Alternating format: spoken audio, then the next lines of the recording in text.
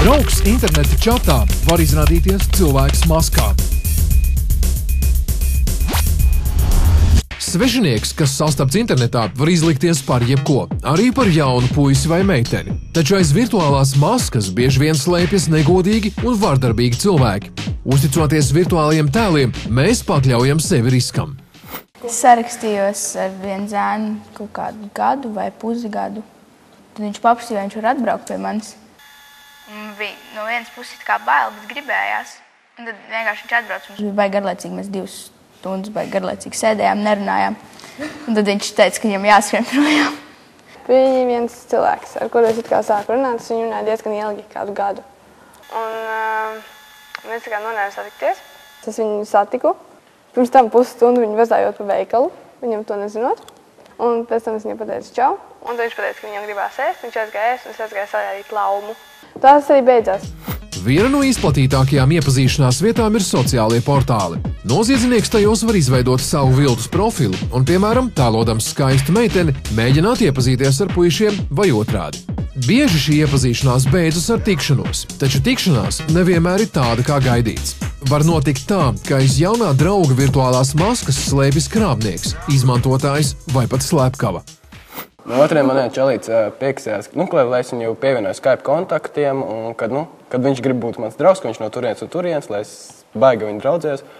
Un kā beidzās to, kad viņš no maniem mūkļu, es viņam sūtīju I love you, be my friend, un tam līdzīgi, jo, vienkārši es viņam kapitāli izbesīju, un tas man šķiet pats normālākais veids, kā no viņiem tikt vaļā. Es vienkārši nevajag likt Skype mī. Man vienmēr viņš ir aktivizēts. Kāpēc? Tu gribi, lai tev piesienas? Nē, tu visi draugi zini, kad man droši var rakstīt. Nav vienkārši pārbaudīt, vai jaunais draugs ir tās, par ko uzdodas. Viens no variantiem, to, kas nācis no interneta, var mēģināt pārbaudīt internetā. Sako ļoti konkrēts jautājums, kas tu esi?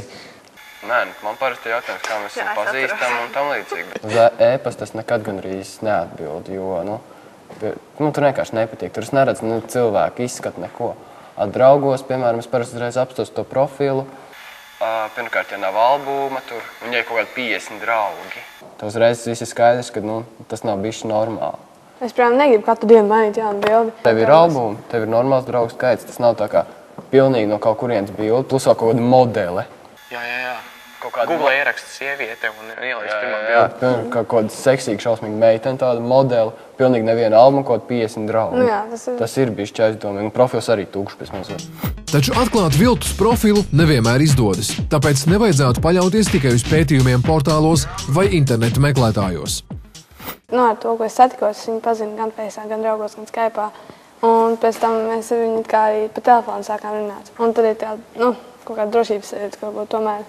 Viņš nav nekāds briesmīgais onkulītis kādiem 45, kas tad tūlīt ieliks mašīnā. Vispār nevajadzētu tādām lietām ticēt. Kā tu vari zināt, ka viņš tev taisnību saka? Jā. Tātad plāns ir sekojošs. Vispirms izmantojam to pašu internetu, lai noskaidrotu personību. Pēc tam zvanām pa telefonu, jo arī balss tembrs un sarunas manieri var daudz vēstīt par cilvēka nodomiem. Ejot satikties, izvēlamies publiskas, ļaužu pilnas vietas. Māma negribēja, lai brauc. Man bija bail, kad es tikai absolūts, ka tu neesi izvarotājs. Nē, es viņu ienīstu. Nē, no sākuma jau, tad, kad viņš stāvēja zem manas mājas, viņš man neredzēja, un es viņam zvanīju un redzēju viņu no loga. Un tad es tikai viņu ielaidu. Par tikšanos cenšamies paziņot draugiem, vecākiem vai citiem tuviem cilvēkiem, kuri problēma gadījumā zinās, kur jūs meklēt un kā palīdzēt. Iepazīšanās internetā ir kā sludinājums avīzē. Laimes spēle!